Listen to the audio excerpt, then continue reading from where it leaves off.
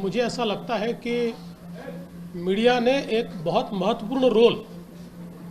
इस सारे मसले में यहाँ पर लिया है और उसी का एक बहुत बड़ा प्रेशर भी तैयार हुआ है, क्योंकि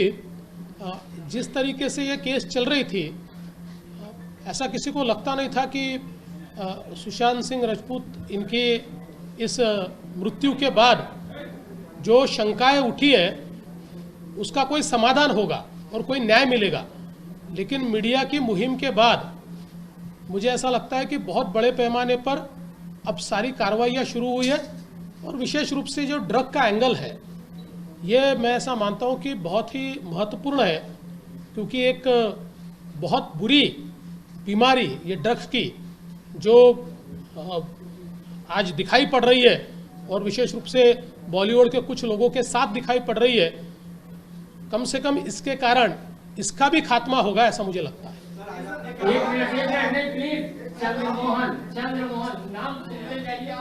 आपको कि इस बार बिहार के चुनाव में सुशांत सिंह राजपूत और कंगना रनावत मुद्दा बनेगी चुनाव के लिए?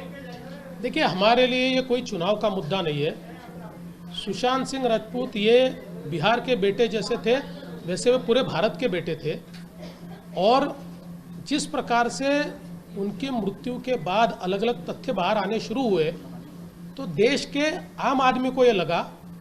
कि इसकी जांच होनी चाहिए और तथ्यों को बाहर निकाला जाना चाहिए। और मुझे लगता है कि इसी के कारण बात की सारी चीज़ें आपने देखी, अब सीबीआई, एनसीबी, ईडी सारे लोग उसकी जांच कर रहे हैं, तो ये चीज़ें बाहर आएगी। जहाँ तक कंगना रनावत का सवाल है, वो लगातार वहाँ पर होने वाले अन्याय को उठा रही थी या इस केस के बारे में बोल रही थी। मुझे ऐसा लगता है कि महाराष्ट्र की जो सरकार है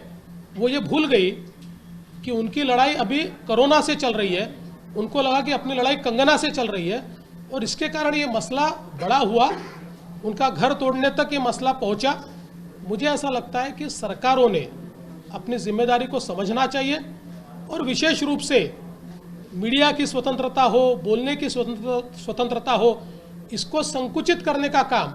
अगर सरकारें करेगी तो अलोकतांत्रिक होगा।